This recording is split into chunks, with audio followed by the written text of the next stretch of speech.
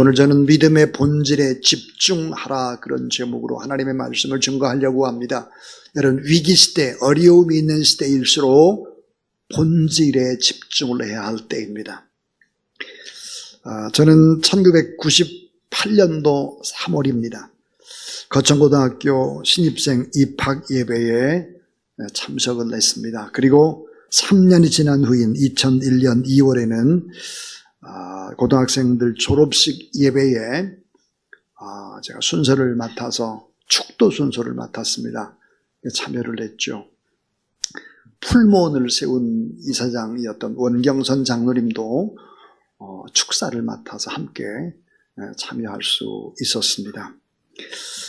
이 거창고등학교는 선교사님께서 세운 학교입니다. 아주 시골 거창의 촌구석 허름한 학교죠. 학교 정문도 없고 학교에 담도 없는 그런 학교입니다. 그런데 이 학교는 기독교 정신으로 설립이 돼서 운영되는 그런 학교입니다. 이 거창고등학교가 표방하는 교육의 목적은 다음과 같습니다. 사람은 모두 하나님의 뜻에 의해 고귀한 인격체로 이 세상에 태어났다. 인간의 존재 가치는 절대적으로 그 무엇과도 비교할 수 없다. 이 세상에는 나만큼 귀한 너가 살고 있다. 너라는 존재는 이용의 대상이 아니라 사랑과 구원의 대상이며 더불어 살아가야 할 나의 소중한 이웃이다. 이러한 사상을 바탕으로 생명을 중시하는 신앙교육, 인간교육, 지식교육을 교육 목표로 삼는다. 이렇게 되어 있습니다. 한마디로 정리하면 기독교 정신의 밑바탕 위에 빛과 소금의 역할을 다하고 정의와 사랑을 실천할 수 있는 인재를 양성해서 평화로운 사회를 구현하고자 하는 것이었습니다. 그리고 이 학교에는 졸업생들이 사회에 나가서 직업을 선택할 때 다음과 같은 10가지 기준으로 직업을 꼭 선택해라. 그래서 예배당 채플실에는 큰 액자가 걸려 있는데 그 액자에 직업 선택의 10가지 계명을 이렇게 소개하고 있습니다. 제1계명, 월급이 적은 쪽을 택해라. 제2계명, 내가 원하는 곳이 아니라 나를 필요로 하는 곳을 택하라. 제3계명, 승진의 기회가 거의 없는 곳을 택하라. 4계명, 모든 것이 갖추어져 있는 곳을 피하고 처음부터 시작해야 하는 황무지를 택하라. 제5계명, 앞을 다퉈 모여드는 곳은 절대로 가지 말라. 아무도 가지 않는 곳으로 가라. 6계명, 장래성이 전혀 없다고 생각되는 곳으로 가라. 7계명, 사회적 존경 같은 건 바라볼 수 없는 곳으로 가라. 8계명, 한가운데가 아니라 가장자리로 가라. 9계명, 부모나 아내나 약혼자가 결사 반대하는 곳이면 틀림없다. 의심치 말고 그곳으로 가라. 마지막 10번째, 왕관이 아니라 단두대가 기다리는 곳으로 가라. 이 처음부터 끝까지 이 계명, 10가지의 계명이 뭘까요? 세상적인 가치관과는 반대가 되도록 살아가라. 여러분, 참 생각해 보면 고등학생이라면 10대 후반의 미성년자들입니다. 참 어처구니 없는 얘기들을 하고 있죠. 어떻게 학교가 10대 후반의 미성년자들에게 이렇게 가르칠까? 어떻게 교육자가 미성년자인 제자들에게 이렇게 말할 수 있을까? 승진의 기회가 거의 없는 곳으로 가라? 말도 안 되는 소리. 장래성이 전혀 없다고 판단되는 곳으로 가라? 부모와 배우자가 결세 반대하는 곳으로 가라? 심지어 왕관이 아니라 단두대가 기다리는 곳으로 가라? 삼척동자가 봐도 그 길은 인생을 망치는 길이 뻔하지 않습니까? 사랑하는 여러분, 오늘 이 아침에 우리가 믿음의 본질이 뭘까?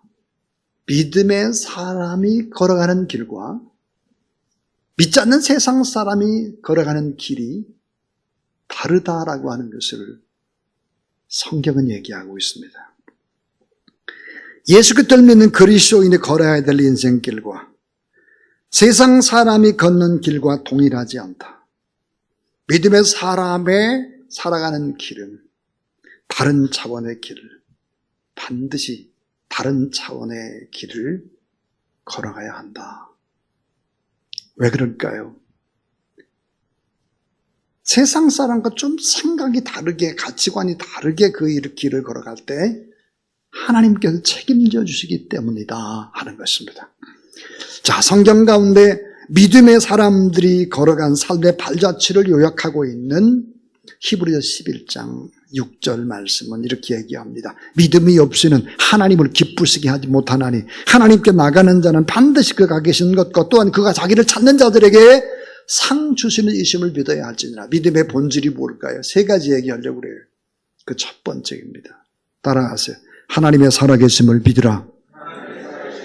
자, 하나님의 살아계심을 믿으라 하는 거예요. 이 거창고등학교 학생들 10대 미성년자들에게 가르치는 직업 선택에 시키면 그 전체는 무엇입니까? 하나님의 살아계심을 믿으라. 예수 그리스도 가신 그 길로 걸어가라. 왜? 높고 높은 하늘 보좌를 버리시고 낮고 천한 이 땅에 오셔서 베들레헴에 태어나시고 가장 빈민들인 갈릴리 흑암의 땅 그곳에서 삶을 사신 예수 그리스도, 인류의 모든 죄를 지시고 십자가에 못 박혀 돌아가신 예수 그리스도, 다시 사신 예수 그리스도. 하나님은 살아계신 하나님, 하나님 공급하시고 먹이시고 입히시고 인도하신다는 사실을 믿으라. 하나님의 살아계심을 믿고 예수 그리스도처럼 그런 길로 걸어가서 그렇게 인생을 살아가면 주님이 책임져 주신다. 그것을 믿고 살아가라 하는 것입니다. 자, 믿음의 길을 걷는 사람들을 통해서 하나님은 당신의 뜻을 이루시고 믿음의 길을 걸어가는 삶은 반드시 하나님이 이끄시고 공급하시고 책임져 준다. 이 사실을 믿으라 하는 것입니다. 요한복음 20장 29절, 의심 많은 도마가 예수 그리스도의 부활을 전혀 믿지 않습니다. 증거를 대라고 외쳐대고 있습니다. 그때 예수님께서 요한복음 20장 29절에 뭐라고 말씀을 하고 있는가, 이렇게 얘기를 하고 있습니다. 자, 여러분 따라하세요. 선한 일을 행한 자는 생명의 부활로, 악한 일을 행한 자는 심판의 부활로 나오리라. 예, 선한 일을 행한 자는 생명의 부활로 그랬습니다. 여러분, 선한 일, 이 세상에다 가장 선한 일이 무엇일까? 가장 착하게 사는 일 뭘까? 예수님께서는 그것을 예수 그리스도를 믿는 일이라고 합니다.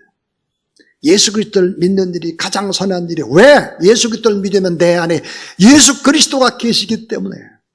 악한 일을 하게 되면 우리가 늘 불안하기 시작을 하죠. 회개해야 할 수밖에 없어요. 선한 일을 행한 자는 생명의 부활로, 악한 일을 행한 자는 심판의 부활로 나오리라. 악한 일이 무엇입니까? 하나님을 믿지 않고 내 힘을 다해서 인생을 개척하고 뭔가 부를 쌓고 권력을 누리고 이 땅에서 잘 살고 잘 먹고 이렇게 살아가는 거예요. 내가 모든 거 다 하려고 하는 거예요. 악한 일이라는 거예요. 이 악한 일을 행하는 자는 심판의 부활로 나오리라 그랬습니다. 하나님은 살아계심을 우리가 잘 믿어야 되는데,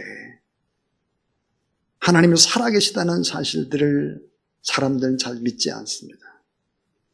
예수 그리스도를 만나는 많은 사람들, 특별히 예수님의 제자들, 스치는 많은 사람들이 예수 그리스도를 메시아로 믿지 않았습니다.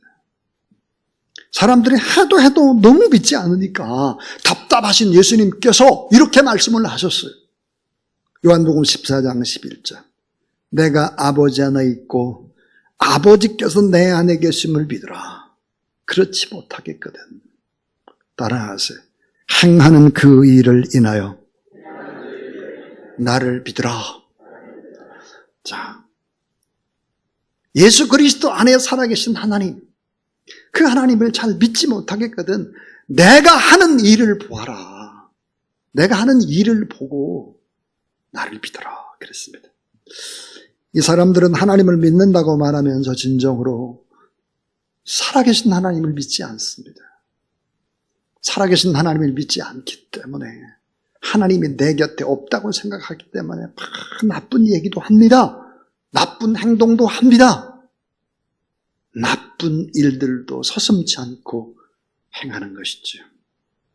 사하라의 불꽃이라는 책을 쓴 샤를로 푸코라고 하는 사람이 있습니다. 이 사람은 프랑스의 아주 훌륭한 군인이었죠. 그러다가 예수 그리스도를 영접을 합니다.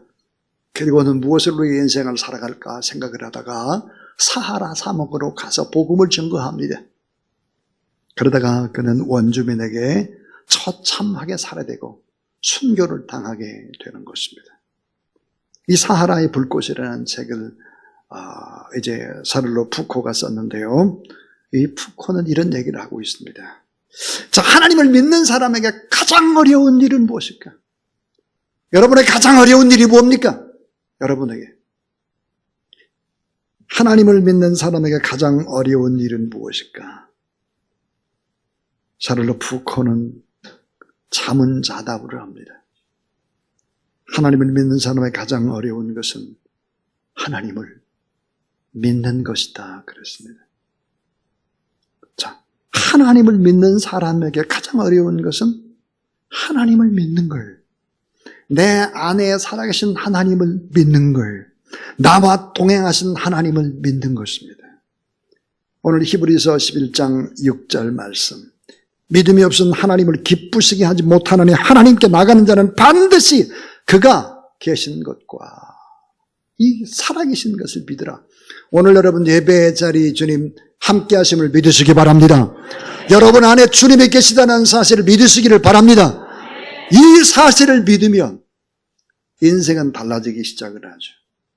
주님이 내 곁에 계시고 내 일터에 계시고 주님이 우리의 가정 안에 계신다라고 하면 삶 자체는 달라집니다. 믿음의 본질이 뭐겠나? 하나님의 살아계심을 믿으라. 이게 첫 번째였습니다. 두 번째는 자, 예수 그리스도를 믿는 사람은 하나님 앞에 의롭다함을 인정받은 자다. 이걸 믿는 거예요. 자, 예수 그리스도를 믿는 사람은 하나님 앞에 의롭다함을 인정받은 자다. 이걸 믿는 것입니다. 자, 로마서 1장 16절부터 17절에 보니까 내가 복음을 부끄러워하지 아니하노니 이 복음은 모든 믿는 자에게 구원을 주시는 하나님의 능력이 됨이라. 먼저 유대인에게 또한 헬라인에게로다. 그 다음에 복음에는 이 복음은 예수 그리스도의 하나님의 의가 나타나서 믿음으로 믿음에 이르게 하나니 기록된 바 오직 의인은 믿음으로 말미암아 삶과 같으니라 그랬습니다. 여러분 이 진리가 얼마나 위대한 진리입니까? 종교개혁을 일으킨 마르틴 루터가 목숨을 걸고 지켜낸 바로 이제 복음입니다. 복음. 자, 예수 그리스도께서 나의 죄를 지시고 십자가상에서 내가 져야 될 대속의 죄를 지시고 죽으셨다. 이 사실을 믿으면 하나님께서 이 사실을 믿는다면 우리를 의인으로 봐주겠다는 거예요. 하나님의 자녀로 봐주겠다는 것입니다. 이건 하나님의 선언이고 하나님의 선포입니다. 재판장이신 하나님의 선언이에요. 너는 무죄, 이제부터 의인이다. 너의 자녀다. 이렇게 선언하는 거예요. 자, 예수 그리스도를 믿는 우리의 믿음만 보시고 예수 그리스도를 믿는 것이 가장 선한 것이다라고 그렇게 인정을 하는 것입니다. 재판장이신 하나님께서 법적으로 죄에서 이제 의롭게 됐다고 선언하는 것입니다. 놀라운 일이죠. 선한 일을 행하는 자 생명의 부활로. 선한 일이 뭐냐 이거예요. 선한 일은 여호와 하나님을 믿는 일이 가장 선한 일이다 그랬습니다. 이걸 갖다 교리로 이신득의라고 합니다. 또 이신칭의라고 불리기도 하죠. 자, 죄인된 죄인이 오직 하나님의 은혜로 믿음을 가지게 되고 예수 그리스도의 대속을 믿게 되면 하나님 앞에 넌 이제 의인이다, 이렇게 칭함을 받게 된다는 것이죠. 죄 없다고 하나님께서 선언해 주신 이유가 뭘까? 무죄 선언한 이유가 뭘까? 그 이유는 그 다음에 있습니다. 너는 하나님의 자녀야, 이렇게 인정을 하고 너는 하나님의 의인이야, 이렇게 인정을 한 이유는 뭘까? 그 이유는 하나님의 은혜로 구원받은 자가 됐다면 이제부터는 새롭게 인생을 살아가야 된다 하는 것입니다. 구원의 확신으로 인쳐줬다면 따라하세요. 이제는 거룩한 삶을 살아가야 한다. 정확히 말하면 네가 하나님의 자녀라면 하나님의 신분에 걸맞게 이제는 그런 삶들을 살아내야 한다. 이 세상 사람과 똑같이 살아서는 너희는 절대로 안 된다. 가짜가 돼서는 안 된다. 어떻게 죄인된 우리가 예수를 믿기만 하면, 십자가를 믿게 하면, 근데 의인으로 인정해주고 자녀로 인정해준 그 이유가 뭐겠나? 이젠 변화됐다면 신분에 걸맞게 복되게 인생을 아름답게 세상을 거슬러서 그렇게 살아가야 되지 않겠어? 이런 하나님의 바람이라는 거예요. 세상 사람과 다르게 거룩한 변화, 성화의 삶을 살아야 한다. 그 숨은 하나님의 뜻이 담겨져 있는 것입니다. 그러니까 여러분, 하나님의 자녀로 이 삶을 살아갈 때 우리가 얼마나 세상 사람과 같아지려고 애씁니까? 그러니까 그때마다 하나님 앞에 가슴을 치고 회개하는 것입니다. 하나님, 제가 또 죄를 범했습니다. 용서해 주세요. 그렇게 가슴을 칠 수밖에 없는 거죠. 날마다 회개하면서 거룩한 삶을 살아내는 하나님의 자녀들이 다 될 수 있기를 주의 이름으로 축원합니다. 자, 방송실 한번 선교사님 사진 하나 띄워주세요. 7월 24일 국민일보부터 미션란에 나온 선교사님이십니다. 저도 잘 아는 분이죠. 60세인 이석봉 방글라데시 선교사님 있습니다.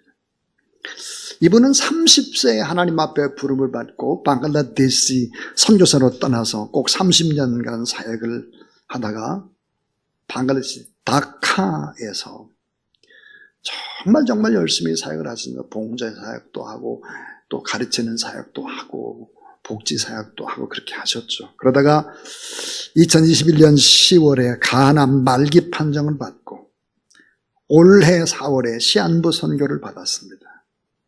이제 많이 사세야 3개월밖에 살지 못한다라고 하는 호스피스 시설인 샘물 호스피스 병원에서 결국은 그런 선언을 받고 다시 재차 입원을 했습니다.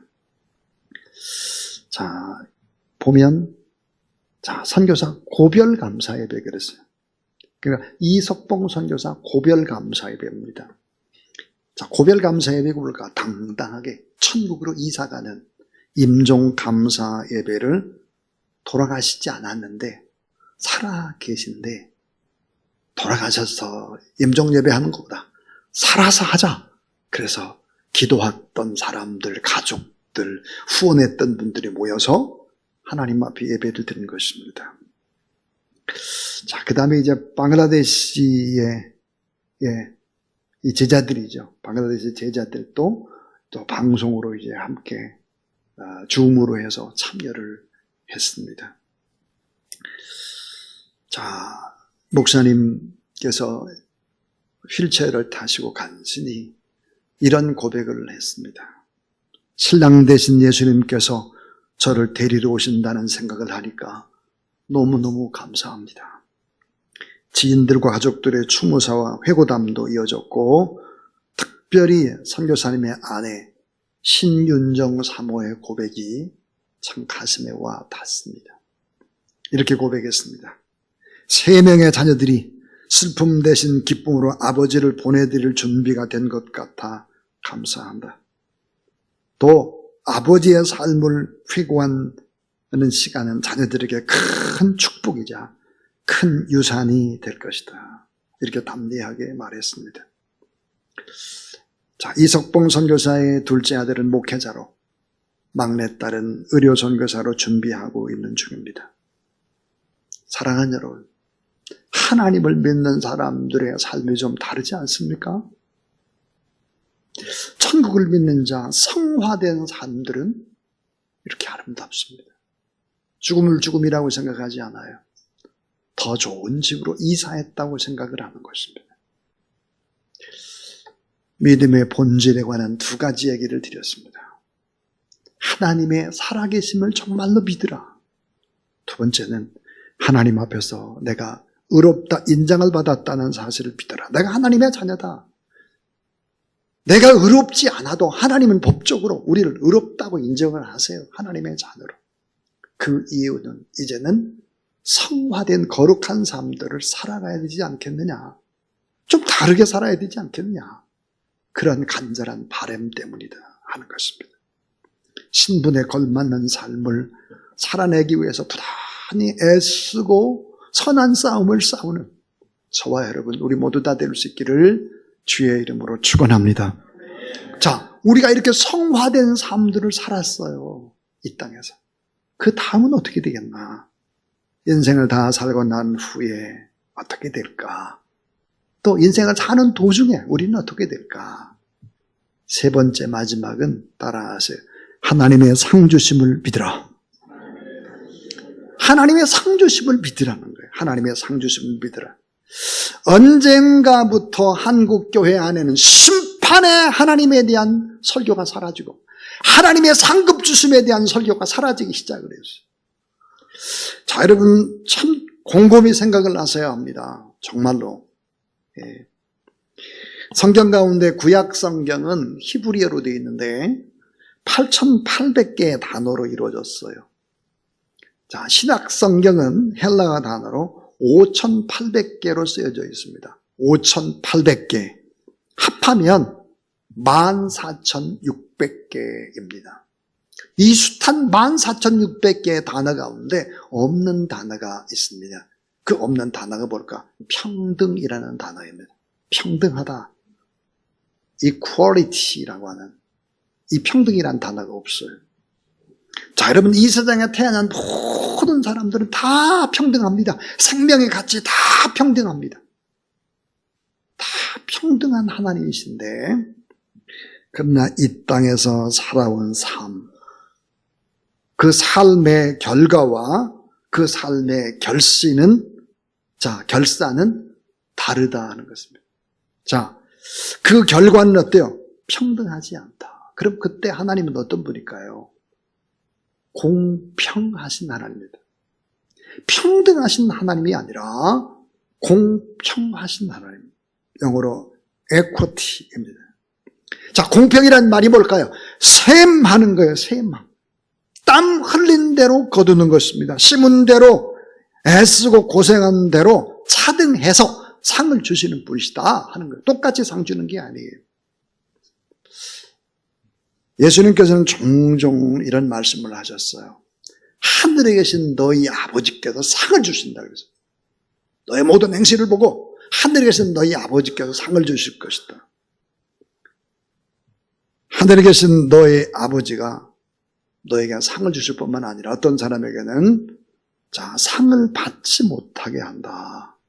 상 주시지 않는다. 이렇게 말씀을 하고 있습니다. 마태복음 6장 1절에 보니까 사람에게 보이려고 그들 앞에서 너의 의를 행치 않도록 주의하라.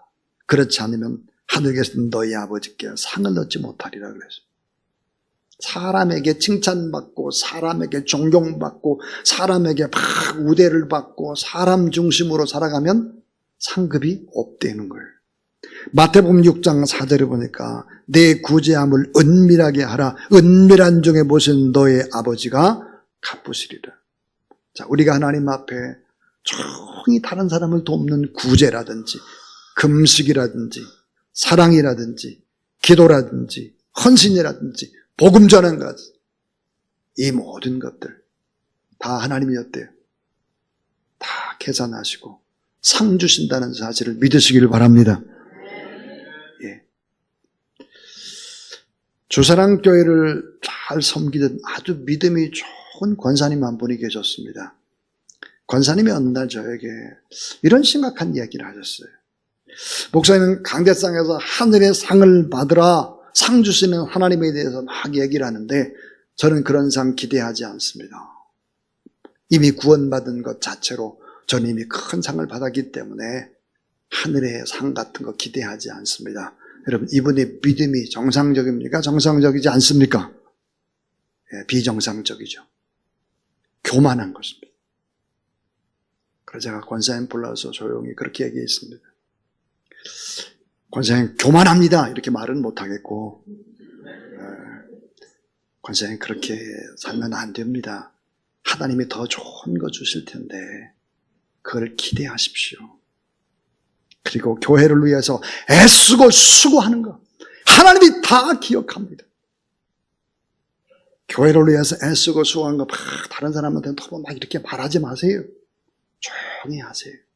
그리고 땀 흘리고 봉사하고 섬기면 하나님이 다 상급을 줄 텐데 그 상급은 죽어서만 주는 것이 아닙니다. 이 땅에서도 꼭 필요할 때 자녀에게 주시기도 하고 또 다른 건강을 주시기도 하고 물질을 주시기도 하고 또 나중에 주기도 하고 뭘 그렇게 자꾸 생색을 내려고 합니까? 그런 얘기를 했습니다. 그 권사님 교회 그만두셨어요? 진짜예요. 지금 안 나오세요. 예. 교회를 막 여러분 무슨 일을 할 때 정말 온전하게 좀 소리 없이 순종을 하면 얼마나 좋겠습니까? 뭘 제가 좀 강대상에서 부탁을 하나 장로님들이 부탁하면 아멘 하고 순종을 하고 자꾸 뭐 목소리 높이고 이건 아직도 신앙이 시원찮은 거예요. 하나님의 상 주심을 전혀 기대하지 않는 믿음이 없는 것입니다. 여러분 유치원 어린이에게 선생님이 그러죠. 요거 이렇게 하면 내가 상 줄게. 그럼 아이들이 얼마나 열심히 합니까? 초등학교 애들 요 숙제 잘해오면 뭐 가지고 상 줄게. 그럼 열심히 합니다. 근데 대학생쯤 되면 어때요? 그런 상 필요 없다고 그래요. 왜 그럴까요? 교만해져서 그러죠. 하나님의 상 필요 없다. 교만한 것입니다. 여러분 하나님의 상 주심을 믿으시기를 바랍니다. 예수님도 하늘의 상이 있다 말했을 뿐만 사도 바울은 이 상을 바라보면서 온 힘을 다해서 달렸습니다. 자, 디모데후서 4장 7절 말씀을 보면 나는 선한 싸움을 싸우고 나의 달려갈 길을 마치고 믿음을 지켰다. 8절에 보니까 이제후로는 나를 위하여 따라하세요. 의의 면류관이 예비되어 있다. 의의 면류관, 상급이 예비되어 있다는 거예요. 상급을 향해서 그렇게 달렸다는 것입니다. 여러분 예수 그리스도를 믿는 사람들 그 가운데 정말 모범적인 믿음의 삶을 살아갔던 사람들의 모든 행적을 요약해서 기록한 것이 히브리서 11장입니다. 그런데 모세의 삶을 이렇게 히브리서 11장 26절에서 요약합니다. 애굽의 모든 포화, 금은 포화 이런 것들을 다 내려놓은 이유가 뭘까? 다 보화라든지 큰 재물 이런 걸 다 애굽 것을 다 내려놨던 이유는 이는 상 주심을 바라봅니다. 하나님의 상 주심을 바라봤다. 예수님도 그러시고 모세도 그렇고 사도 바울도 그렇습니다. 하나님을 잘 믿고 살아온 성도들의 삶을 하나님은 어떤 분일까? 전부 다 보시지요. 셈하십니다. 상 주십니다. 그러나 하나님을 믿지 않는 사람들의 심판, 벌 주기 위해서 심판하는 것이죠. 자, 보잘것없는 진흙덩어리 같은 나를 사람으로, 특별히 하나님의 사람으로 세워주신 하나님. 현실적으로 아무런 장래성이 없는 80세 노인 모세를 출애굽의 지도자로 세우신 하나님. 갈릴리의 무식한 어부 베드로를 인류 역사의 사도로 세우셔서 노마 복음화를 위해서 쓰임받게 하신 하나님. 교회를 불태우고 또 사람들을 죽였던 이런 미친 사람 사울을 바울로 만드신 하나님. 이 하나님이 바로 내가 믿는 하나님이라면 우리는 어떻게 살아야 될까? 이 하나님이 나의 하나님, 나의 주님이라고 한다면, 이 하나님을 믿는다면 우리는 어떻게 살아가야 될까요? 좁은 길도 기쁘게 걸어가고, 박수갈채 없는 고독한 길도 걸어가고, 물질적인 고통과 눌림과 아픔이 있어도 주님이 보여주신 그 길을 묵묵히 걸어가는 그런 여러분 되기를 주의 이름으로 축원합니다. 요한일서 5장 4절에 보니까 무릇 하나님께로부터 난 자마다 세상을 이기느니라. 세상을 이기는 승리는 이것이니 우리의 믿음이니라 그랬습니다. 지금까지 세 가지 믿음에 관한 이야기를 했습니다. 저는 이제 김창식 선교사의 이야기를 읽어드리면서 설교를 마치겠습니다.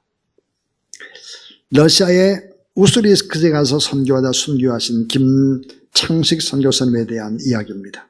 온 가족과 함께 선교의 꿈을 품고 1996년 러시아의 우스리스크로 건너갑니다. 열심히 선교사역을 시작한 지 4년 만인 2000년 8월에 순교를 하셨습니다.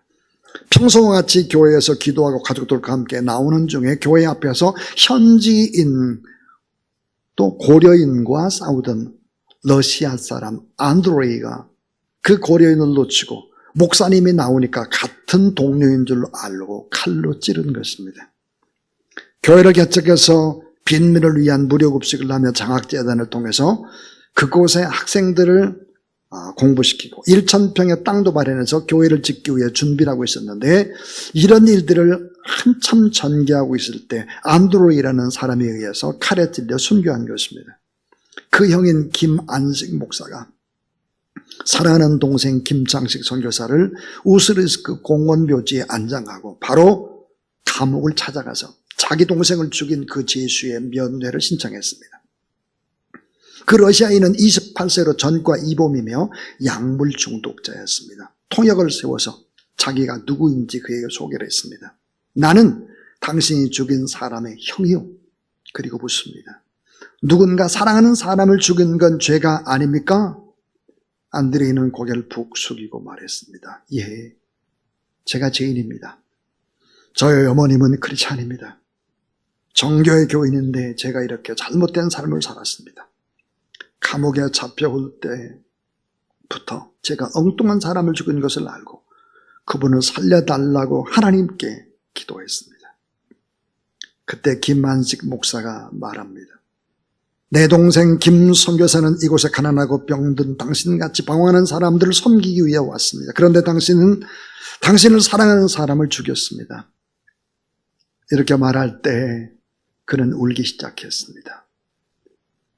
김 목사님이 말을 이어갔습니다. 난 아우를 대신해 당신을 용서하기 위해서 왔습니다. 예수님 때문에 당신을 용서합니다. 예수님이 십자가에 달리셨을 때 용서를 비는 한 강도를 용서했습니다. 예수님은 당신을 사랑하십니다. 김 선교사도 나도 당신을 사랑합니다. 당신을 용서합니다. 예수님도 당신의 죄를 용서해 주실 것입니다. 이제 새롭게 살아가십시오. 김 선교사가 못다하고 죽은 삶을 당신이 대신 살아주십시오. 그리고 당신을 위해 기도해 드리겠습니다. 기도해도 되겠습니까? 그렇게 하니 안드레이가 무릎을 꿇습니다. 그의 손을 잡고 간절히 기도하니까 그의 눈에 눈물이 펑펑 흐릅니다. 예수 그리스도의 위대한 사랑이 한 살인자를 변화시킨 것입니다. 사랑과 용서는 그리스도인의 삶의 본질입니다. 갑자기 남편이 순교했을 때 순간적으로 앞이 아득하고 모든 힘이 빠지고 마음에 말할 수 없는 충격과 고통이 다가왔던 사모 박은희 선교사는 슬픔을 기로하고 이 땅에 내 뼈를 묻자. 서로 누군가 먼저 세상을 떠나도 이 땅을 지키자라고 했던 남편의 약속을 기억하며 그 땅에서 남편의 사역을 뒤이어 교회를 건축하고 선교센터를 세우고 선교 열정을 다했습니다. 그런데 심한 과로로 암이 악화되어 남편을 떠나보내고 10년 만에 지난 2010년 9월 그녀는 주님 품에 안겼습니다. 여기서 그들의 선교사역이 멈추지를 않았습니다. 그에게는 아들이 둘이 있었는데 큰 아들 21세, 둘째 아들 18세입니다. 아버지, 어머니이여, 저희들이 이 땅에서 뼈를 묻겠습니다. 아버지를 죽인 범인이 살아있는 곳, 부모님을 잃은 땅이지만 하나님의 영광을 위해서, 하나님의 사랑을 증거하기 위해서 우리는 이곳에서 우리 부모님께서 못다 이룬 그 하나님의 일을 이어가겠습니다. 마귀사탄은 예수 그리스도 십자가에 못 박혀 죽도록 수많은 사람들을 동원했습니다. 예수님 십자가에 못 박혀 돌아가시니까 이제 끝났구나 그렇게 생각했죠. 그러나 부활하셨습니다. 러시아의 김창식 선교사의 순교, 사모 박은희 선교사의 또 돌아가신 두 자녀까지 그 땅에서 뼈를 묻고 복음을 전가할 줄을 사탄은 몰랐습니다. 사랑하는 여러분, 이 폭염이라고 해서 이 무더위에도 예배를 빼먹는 데든지 신앙생활 걸렁걸렁하는 우리의 모습과 김창식 선교사님과 그 가족들과 상급이 같다면 하나님이 공평하신 하나님이 아닙니다. 우리는 하나님 앞에서 세상 사람들과 다른 길을 걸어가도록 하나님이 우리를 선택하셨습니다. 주님의 모인 교회를 어떻게 지금 사랑하고 계십니까? 교회를 위해서 어떻게 여러분 봉사하고 있습니까? 복음 증거를 위해서 어떻게 여러분 땀 흘리며 삶을 살아가고 있습니까? 우리 스스로를 돌아보는 그런 시간 되시기를 바라고, 하나님은 살아계시다. 또 우리는 하나님의 자녀고 거룩한 신분에 맞게 성화되는 삶을 살아야 된다. 또 우리의 삶을 하나님은 다 셈하신다. 반드시 상급 주신다. 이 확신을 가지고 오히려 폭염보다 더 뜨거운 사랑으로 삶을 살아내는 저와 여러분 우리 모두 다 될 수 있기를 주의 이름으로 축원합니다.